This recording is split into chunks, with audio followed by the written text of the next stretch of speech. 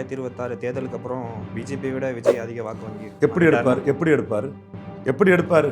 கருத்து கணிப்புகள்லாம் கிட்டத்தட்ட வாக்கு எப்படி எடுப்பாருன்னு சொல்லுங்க. கருத்து கணிப்புல எடுக்கிறத தூக்கி சீமான் ஒரு தீமைக்கு இன்னொரு தீமை மாற்று இல்லைன்னு தெளிவா சொல்றாரு. அதனால ஜெயலலிதாவை கருணாநிதிக்கும் ஜெயலலிதா எம்ஜிஆர் கடையில் படுக்க போட்டிருக்குங்கிறாரு. கேசி பழனிசாமி கம்ப்ளைண்ட் கொடுத்தாரு. ஆமா அப்படித்தான் சொன்னேன், என்ன போன்னு கேட்கிறாரு. உண்மை. எம்ஜிஆர் ஊழல் பரிச்சாளி, சாராய வாரிகளை கல்வி தந்தை ஆக்கினாருங்கிறாரு. வீரப்பன் கொள்ளக்காரனா கருணாநிதி ஜெயலலிதாவுக்கு என்ன பேருங்கிறாரு. எம்ஜிஆர் ஜெயலலிதா சமாதி கிடக்கிற அழகு கிடக்குது, அது தூக்கி அங்கேயும் லஞ்சம் இங்கேயும் லஞ்சம், அங்கேயும் ஊழல் இங்கேயும் ஊழல், அங்கேயும் இலவசம் இங்கே இலவசம், அங்கேயும் பாலியல் இது இங்கேயும் இதுன்னு திமுக என்னைக்காவது விஜய் திமுக திமுக சேர்த்து அடிச்சிருப்பாரா? திமுக தான் அரசியல் எதிரிங்கிறாரு, கொள்கை எதிரியா பிஜேபிங்கிறாரு. அவர் சொல்லதுக்கு காரணமே எடப்பாடி நம்பி கட்சி.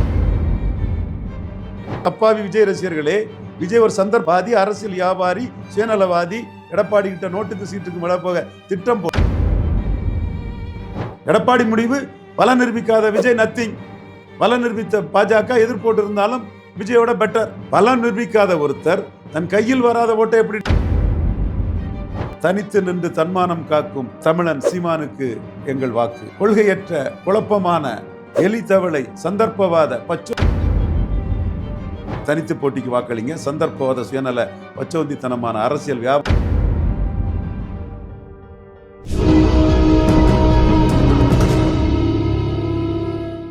டேக் ஒன் நேயர்களுக்கு வணக்கம். இன்று நம்முடன் சமகால அரசியல் பேச இருப்பவர் அரசியல் திறனாய்வாளர் திரு ரவீந்திரன் துரைசாமி அவர்கள். வணக்கம் சார். வணக்கம் தம்பி.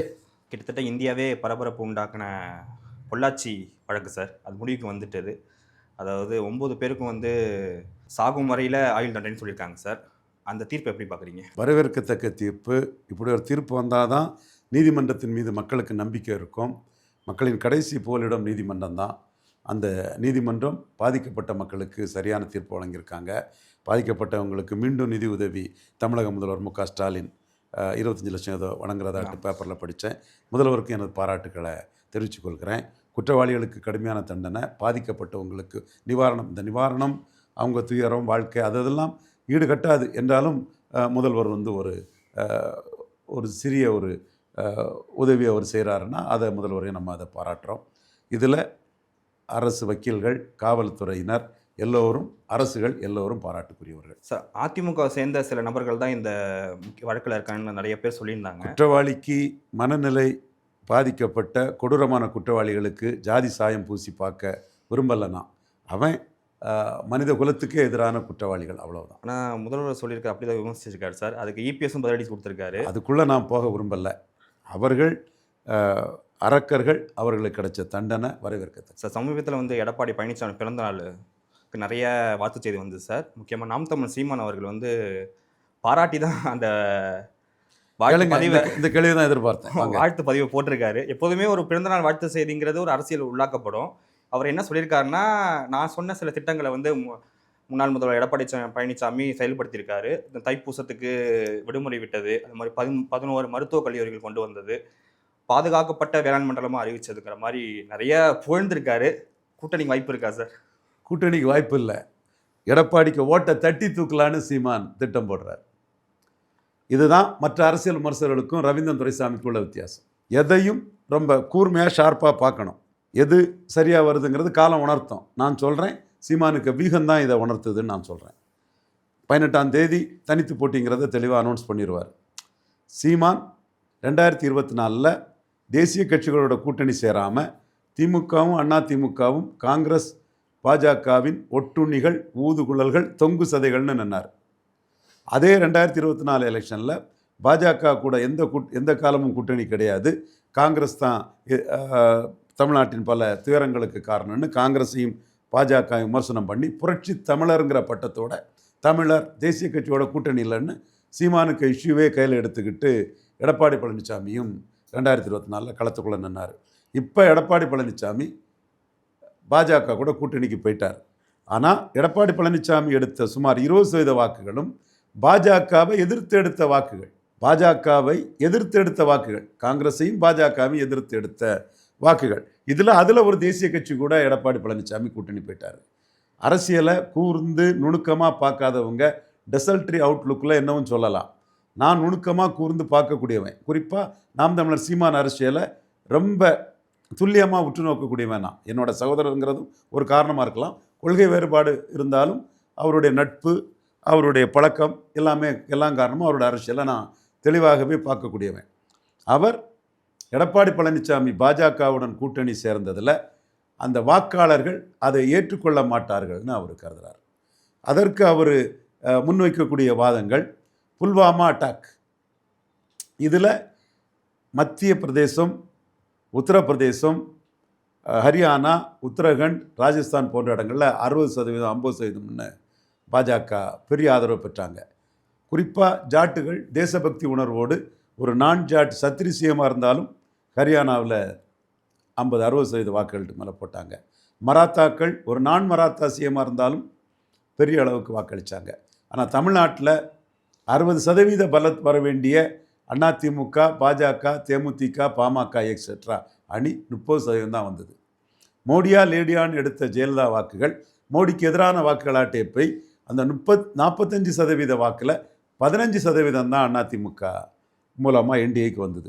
30% அதிமுக வாக்குகள் வந்து அப்போவே சிதறி போயிட்டு, இப்போ கடைசியாக 20% அதிமுக வாக்குகளை எடப்பாடி பழனிசாமி எடுத்தார். அதுக்கு பல தன்மைகள் இருக்குது அந்த வாக்கில், என்றாலும் 20% எடுத்தார். 10.5 கொடுத்தது இதில் இருந்து பல கூறுகள் அதுக்குள்ளே இருக்குது. என்றாலும் 20% வாக்குகள். இந்த வாக்கு பாஜகவிற்கு எதிராக எடுத்த வாக்குகள். 24லையும் கூட்டணி கிடையாது, 26லையும் கூட்டணி கிடையாதுன்னு எடுத்த வாக்குகள். இந்த சூழ்நிலையில் எடப்பாடி பழனிசாமியோட ஆட்சியின் சாதனைகளை சீமான் புகழ்வதன் மூலமாக அவர் வந்து தெளிவாக இந்த 20% வாக்குகளும் என்டிஏக்கு டிரான்ஸ்ஃபர் ஆகாது, தனக்கு வரும்னு கருதுகிறார். சேலத்துலேருந்து பாலசுப்ரமணியன் ஒரு பிராமண சமூக சகோதரர், மோடி பக்தர், அவர் இன்றைக்கி எழுதியிருக்கிறாரு, எங்களுக்கு இது பொருந்தா கூட்டணி ஆகிட்டு நாங்கள் சீமான் அண்ணனுக்கு தான் ஓட்டு போடுவோம். அவர் வந்து ஒரு நானா பட்டேகர் மாதிரிப்பட்ட ஒரு ஹீரோ, தனித்தன்மையான ஒரு ஹீரோ. நானா பட்டேகர்னா யஷ்வந்த், காமோஷி, நல்லா ஓடும் அவர் படங்கள். ஒரு வித்தியாசமான இதில் இருக்கும். அமீர் கான், சல்மான் கான் அது ஒரு டைப்புன்னா, நானா பட்டேகர் ஒரு டைப்பாக படங்கள் இருக்கும். அந்த மாதிரிப்பட்ட ஒரு தன்மையில் அவருக்கு ஆதரவு வளையம் இருக்குன்னு சொல்லி நாங்கள் மக்களவை தேர்தலில் மோடிக்கு போட்டவங்க சட்டமன்றத்தில் பிராமண சகோதரர் சீமானுக்கு தான் போடுவோன்னு சொல்கிறார். அதே மாதிரி மக்களவை தேர்தலில் பாஜகவுக்கு எதிராக போட்ட இந்த வாக்குகளை தன் பக்கம் எடுக்கிறதுக்கு தான் சீமான் முயற்சி பண்ணுறாரு. ரெட்டிகள் நிறுவனம் எடுத்த சர்வேயில் தென் மாவட்டங்களில் அதிமுக பாஜக கூட்டணி பொருந்தா கூட்டணி ஆயிட்டு. ராதாபுரம் தொகுதியில் ரெட்டிகள் நிறுவனம் எடுத்த சர்வேயில் அதிமுக பாஜக கூட்டணி பொருந்தா கூட்டணி ஆயிட்டு. அதிமுக காரங்களே பாஜக கூட சேர்ந்தது பிடிக்காமல் அவங்க சீமானுக்கு ஓட்டு போட போகிறாங்க. அதே மாதிரி பாஜகவினரும் வந்து அதிமுக கூட சேர்ந்தது பிடிக்காமல் சீமானுக்கு பெருமளவில் ஓட்டு போட போகிறாங்க.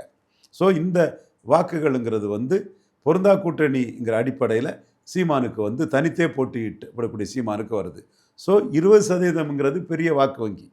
இந்த வாக்கு வங்கி தன்னுடைய நிலைப்பாட்டிலிருந்து மாறி பாஜகவுக்கு எதிரான நிலைப்பாட்டிலிருந்து பல்ட்டி அடித்து பாஜக கூட கூட்டணி சேர்ந்த எடப்பாடி பழனிசாமியோட தலைமையை வந்து கொஸ்டின் பண்ணி தெளிவாக உறுதியாக திமுகவும் அதிமுகவும் காங்கிரஸ் பாஜகவின் தொங்கு சதைகள் தேசிய கட்சிகள் தமிழ்நாட்டுக்கு எதுவும் செய்யலைங்கிற ஒரு நிலைப்பாட்டை எடுத்து நிற்கக்கூடிய சீமானுக்கு ஆதரவாக திரும்பணும்.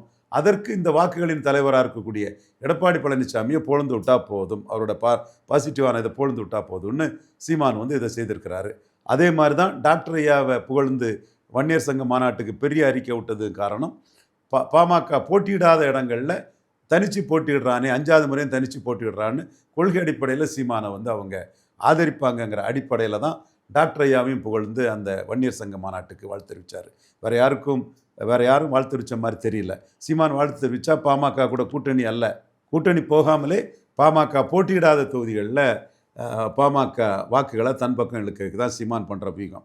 சப்போஸ் அதிமுகவோட பாமக போனாலும் அவங்க இருக்கக்கூடிய 30-35 தொகுதி தவிர மற்ற தொகுதிகளில் பாமக வாக்குகள் சீமானுக்கு உள்ளோன்னு எதிர்பார்க்கிறாரு.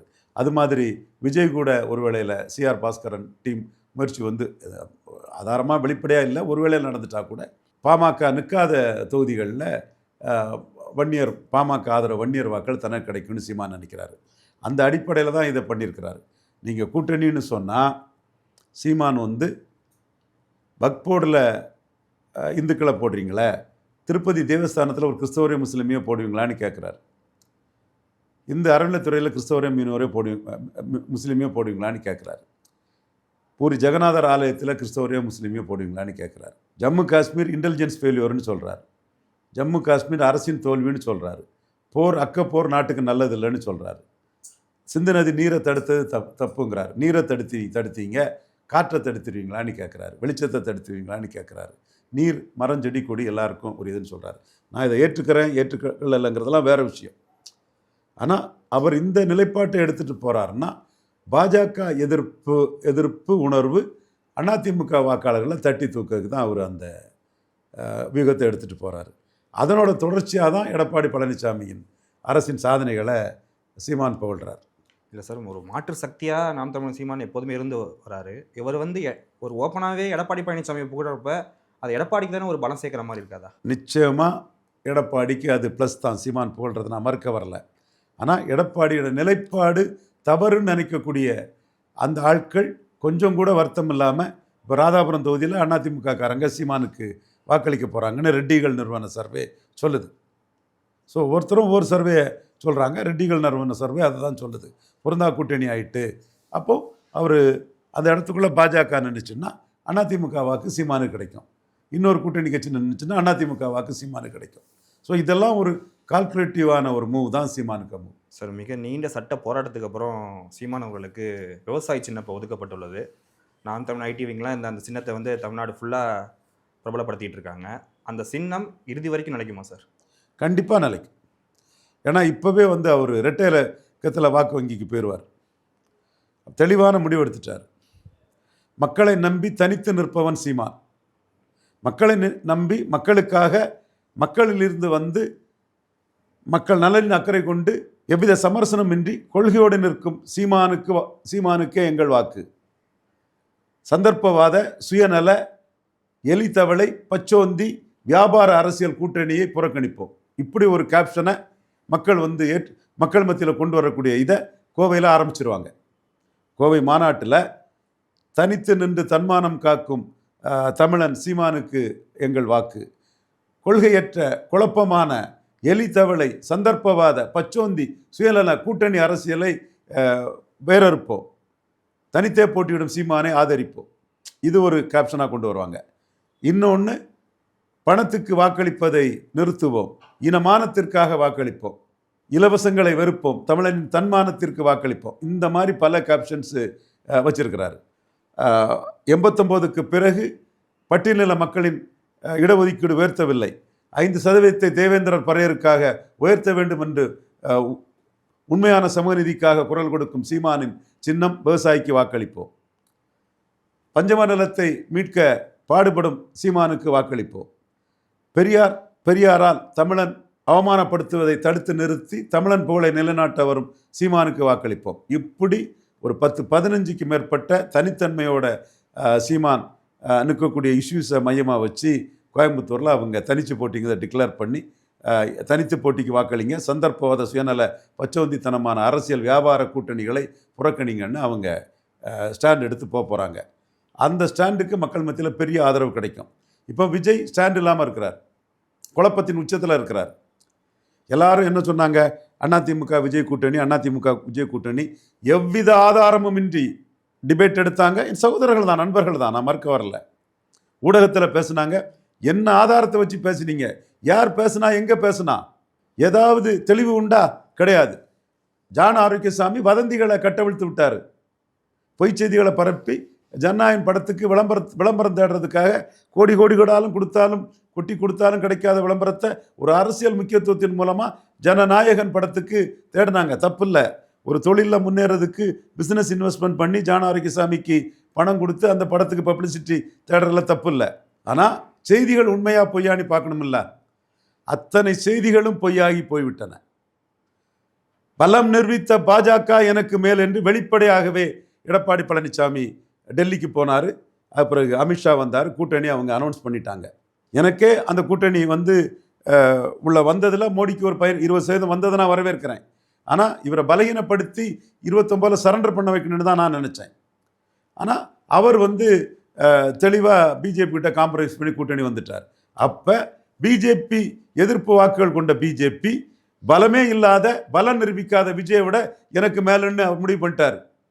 இதைத்தான் நேற்று ஒரு நெறியாளர் நண்பர்கிட்ட ஆணித்தரமாக கேட்டேன். நீங்கள்லாம் டிபேட் எடுத்தீங்களா சகோதரர்களே? அப்போ இன்னைக்கு முடிவெடுத்துட்டார்ல அவரு. எதிர்ப்பு வாக்கு கொண்ட பலம் நிரூபித்த பாஜக பலம் நிரூபிக்காத விஜயோட மேல். அப்போ என் கருத்து தான் நாங்கள் எடுபட்டுட்டு, பலம் நிரூபிக்காத ஒருத்தர் தன் கையில் வராத ஓட்டை எப்படி டிரான்ஸ்ஃபர் பண்ணிட முடியும்? ஆனால் இதுக்கு முன்னாடி அதிமுக தாவைக்கோட பலமான கூட்டணி பேச்சுவார்த்தை நடந்துச்சு சார். எங்க நடந்தது, எப்படி நடந்தது? அதிமுக பாஜக கூட்டணிங்கிறத 2 அனௌன்ஸ் பண்ணியிருக்காங்க. டெல்லியில் போய் பார்த்தாரு. இது எங்க நடந்து, எப்படி நடந்தது? ஜான் ஆரோக்கியசாமிக்கு ரீல், அந்த ரீலில் எல்லாரையும் ஏமாந்துட்டீங்க. சரி, உண்மைன்னு வச்சுக்கிடுங்க, உண்மைன்னே வச்சுக்கிடுங்க, உண்மை. அப்போ உங்களை தூக்கி போட்டுக்கிட்டு பாஜக தான் பெருசுன்னு முடிவு பண்ணிட்டார்ல எடப்பாடி. இவர் டெபுட்டி சிஎம் பதவி கேட்டதாகவும் 2.5 வருஷம் கூட்டணி ஆட்சி கேட்டதாகவும் நிறைய விதிமுறைகள் கொடுத்துருக்காரு விஜய். பலன் நிரூபிக்காத உங்களுக்கு சீட்டு தந்தா ரவீந்திரன் துரைசாமி சொன்னது மாதிரி ஜானகி சிவாஜி மாதிரி பொருந்தா கூட்டணி ஆகி அது ஜானகியும் காலியாகி சிவாஜியும் காலியாகி முடிஞ்சு போகும். அதனால தேவையில்லை. நீங்கள் அப்படி எடப்பாடி முடிவு எடுத்திருக்கலாமா? உங்களோட பாஜக மேல். இதை யாரும் ஒத்துக்கிடாண்டான். விஜய் ஒத்துக்கிட சொல்லலை, ஜான் ஆரோக்கியசாமி ஒத்துக்கிட சொல்லலை. அதிமுக தாவேக்கா கூட்டணின்னு பேசினவன் ஒத்துக்கணுமில்ல. நீ அறிவு நாணயம் உள்ளோம்னா அந்த நண்பர்கள் ஒத்துக்கணுமா வேண்டாமா? எடப்பாடி முடிவு பலம் நிரூபிக்காத விஜய் நத்திங், பலம் நிரூபித்த பாஜக எதிர்போட்டு இருந்தாலும் விஜயோட பெட்டர். அதனால தான் அவர் பாஜகவோட கூட்டணி போயிருக்காருங்கிறேனா? நான் சொல்ல லாஜிக் இருக்கா இல்லையா? நான் விஜய் இதில் இழுக்கல, ஏன்னா விஜய் கூட்டணின்னு சொல்லலை. ஜான் ஆரோக்கியசாமி இழுக்கல, கூட்டணின்னு சொல்லலை. ஆனால் ஆதாரம் இல்லாமல் கட்டுக்கதையா கூட்டணி சொன்னவங்கெல்லாம் ஒத்துக்கணுமா வேண்டாமா? வெப் டிவியில் பேசுகிறவங்க சொல்லுங்க, வெப் டிவி நடத்துகிறவங்க சொல்லுங்க, ஊடகத்தில் விவாதம் எடுத்தவங்க சொல்லுங்க. நான் கேட்குற கேள்வி சரியா தப்பா? விஜயோட பிஜேபி பெரிய சக்தி. எடப்பாடி முடிவு எடுத்துட்டாரு. மீண்டும் சொல்கிறேன், விஜயை நான் இதில் கம்பல் பண்ணலை. சொன்னவங்களை நீங்கள் ஒத்துடுங்கன்னு சொல்கிறேன். ஏன்னா அந்த செய்தியிலே எனக்கு நம்பிக்கை கிடையாது. இன்றைக்கும் விஜயை பற்றி விஜய் பாமக கூட்டணி சிஆர் பாஸ்கரன் முயற்சி பண்ணுறான்னு செய்திகள் வருது. ஆனால் நடப்பில் நடந்த உண்மைகள் என்ன? நிழல் பட்ஜெட்டை, அக்ரி பட்ஜெட்டை, ஒரிஜினல் பட்ஜெட்டை டாக்டர் ஐயா சீமானுக்கு தான் அனுப்பி கொடுக்குறாரு. வன்னியர் சங்க மாநாட்டுக்கு சீமானுக்கு தான் அழைப்பு கொடுத்துருக்காரு. சீமான் தான் வாழ்த்து தெரிவிச்சிருக்கிறார். விஜய்க்கும் டாக்டர் ஐயாவுக்கும் எந்த ஒரு ஸ்நான பிராப்தியோ தொடர்போ இதுவரை இல்லை. ஆனால் கூட்டணின்னு பேச்சுகள் வருது. காரணம் ஒரு பாப்புலர் ஆக்டராக இருக்கனால அது வரத்தான் செய்யும். அந்த பேச்சு பேசினவங்க ஒத்துக்கிடுங்க, விஜயோட பாஜக பெரிய சக்தின்னு எடப்பாடி முடிவெடுத்திருக்காருன்னு ஒத்துக்கிடுங்க. 2026 தேர்தலுக்கு அப்புறம் பிஜேபியை விட விஜய் அதிக வாக்கு வங்கி எப்படி எடுப்பார் சொல்லுங்க, எப்படி எடுப்பாருன்னு சொல்லுங்க. கருத்து கணிப்புகள்லாம் கிட்டத்தட்ட வாக்கு எப்படி எடுப்பாருன்னு சொல்லுங்க. கருத்து கணிப்பில் எடுக்கிறத தூக்கி குப்பையில் தூக்கி போடுங்க. அது ரீல். சீமான் 8.2 எடுத்தது ரியல். ரியலுக்கு உங்களுக்கு வித்தியாசம் தெரியுதா? எது ரீல், எது ரியல்? ஓட்டு வாங்கினது தான் ரியல். ரியல். விஜய்க்கு ரியல் எப்படி வரும் சொல்லுங்க. நாம் மறுக்க வரல. விஜய்க்கு ரியல் வந்தால் நானும் தம்பிக்கிட்டே ஒத்துக்கிட்டு போயிடுவேன். ரியல் எப்படி வரும் விஜய்க்கு? அவர் கணிக்க முடியாத அரசியல்வாதியாக இருக்காரு. எப்படி வரும்னு ப்ராசஸ் எப்படின்னு கேட்டேன். அவர் ரசிகர்கள் பலம், அது ப்ராசஸ் எப்படி வரும்? ரசிகர் பலம் அஜித்துக்கு தான் இருக்குது. எப்படி வாக்கு வரும்னு கேட்குறேன். நான் சொல்லட்டா? 214 கேண்டிடேட் போடணும். சீமான் 214 கேண்டிடேட் போடுறாரு. கோயம்புத்தூரில் அனௌன்ஸ் பண்ணுறாரு. ஒரு தீமைக்கு இன்னொரு தீமை மாற்று இல்லைன்னு தெளிவாக சொல்கிறாரு. ஜெயலலிதாவை கருணாநிதி எம்ஜிஆர் கடையில் படுக்க போட்டிருக்குங்கிறாரு. அசிங்கமான வார்த்தை தான். ஆனால் அவர் அதிமுக கூட்டணி போகிறதுக்கோ அதுக்கோ தயார் இல்லை. அதனால ஜெயலலிதாவை கருணாநிதிக்கும் எம்ஜிஆர் கடையில் படுக்க போட்டிருக்குங்கிறாரு. கேசி பழனிசாமி கம்ப்ளைண்ட் கொடுத்தாரு. ஆமாம் அப்படித்தான் சொன்னேன், என்ன போன்னு கேட்குறாரு. உண்மை தானேன்னு கேட்குறாரு. எம்ஜிஆர் ஊழல் பரிச்சாளி, சாராயவாரிகளை கல்வி தந்தை ஆக்கினாருங்கிறாரு. எம்ஜிஆர் முல்லை பெரியார மலையாளி விட்டு கொடுத்துட்டாருங்கிறாரு. வீரப்பன் கொள்ளக்காரனா கருணாநிதி ஜெயலலிதாவுக்கு என்ன பேருங்கிறாரு. எம்ஜிஆர் ஜெயலலிதா சமாதி கிடக்கிற அழகு கிடக்குது, அதை தூக்கி துறப்படுவோங்கிறாரு. ஒரு தீமைக்கு இன்னொரு தீமை மாற்று இல்லைங்கிறாரு. ஒரே குட்டையில் ஊறிய மட்டைகளை நாராக உரிப்போங்கிறாரு. திமுகவும் அதிமுகவும் காங்கிரஸ் பாஜகவின் தொங்கு சதைகள் ஒட்டுணிகள்ங்கிறாரு. ஒரே குட்டையில் ஊறிய மட்டைகள்ங்கிற எங்கள் ஐயன் காமராஜ் சொன்னதை நான் செயல்படுத்துவோங்கிறாரு. அங்கேயும் லஞ்சம், இங்கேயும் லஞ்சம், அங்கேயும் ஊழல், இங்கேயும் ஊழல், அங்கேயும் இலவசம், இங்கே இலவசம், அங்கேயும் பாலியல், இது இங்கேயும் இதுன்னு திமுக அதிமுக சேர்த்து அடிக்கிறாரு. என்னைக்காவது விஜய் திமுக அதிமுக சேர்த்து அடிச்சிருப்பாரா? திமுகவை தான் அரசியல் எதிரிங்கிறாரு, கொள்கை எதிரியா பிஜேபிங்கிறாரு. அவர் அதை சொல்றாரு. நான் அவர் சொல்லதுக்கு காரணமே எடப்பாடியை நம்பி கட்சி ஆரம்பிச்சிருக்கிறாருங்கிறான். அவரை எடப்பாடியை தாக்கி பேசாமல் இருக்க காரணமே அவரோட கூட்டணி போகிறதுக்கான ஒரு முயற்சி தான். இலவசங்களை ஆதரித்து தீர்மானம் போட்டார், பேசினார். சர்க்கார் படத்தில் இலவசங்களுக்கு எதிராக இது பண்ணார். விஜய் ரசிகர்களே, அப்பாவி விஜய் ரசிகர்களே, விஜய் ஒரு சந்தர்ப்பவாதி, அரசியல் வியாபாரி, சுயநலவாதி, எடப்பாடி கிட்ட நோட்டுக்கு சீட்டுக்கு மேலே போக திட்டம் போட்டு இலவசங்களுக்கு ஆதரவாக தன் கொள்கை திட்டத்தில் பேசுகிறாரு. ஆனால் உங்களை ஏமாத்ததுக்கு, ரசிகர்களை ஏமாத்ததுக்கு சர்க்கார் படத்தில் இலவசங்களுக்கு எதிராக நின்னாரா இல்லையா? பொருட்களை உடைக்கிற மாதிரி காட்சி, இலவசத்துக்கு எதிராக காட்சி வச்சாரா இல்லையா? அவர் ஏன் இலவசத்துக்கு ஆதரவாக அரசியல் களத்துக்குள்ளே வராரு? அப்போ அது சினிமா, இது அரசியல் வேற, சினிமா வேறன்னு சொல்லுவாரா? ஸோ நீங்கள் அப்படி ஒரு காட்சி வச்சுட்டு இங்கே இலவசத்துக்கு ஆதரவாக இருக்கிறீங்கன்னா, சீமான் இலவசத்துக்கு எதிராக இருக்கிறாரு.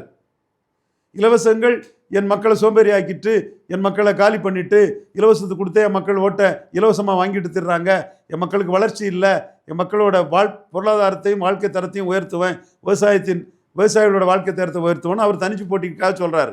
இது நிறைய அரசியல் விமர்சகர்கள் மறைக்கிறாங்க, அறிவு நாணயம் மட்டும் செயல்படுறாங்க. கூட்டணியில் இப்போ பிஜேபி இருக்கே சார், அவர் பிஜேபியோட அலைன்ஸ் போவாரா விஜய் அவர்கள்? அது அவர் தான் முடிவு பண்ணணும், நான் மறுக்க வரல. ஏன்னா அவருக்கு பிஜேபி ஏற்றுக்கிட்டு போகிறாரா இல்லையாங்கிறது அவர் தான் முடிவு பண்ணணும்.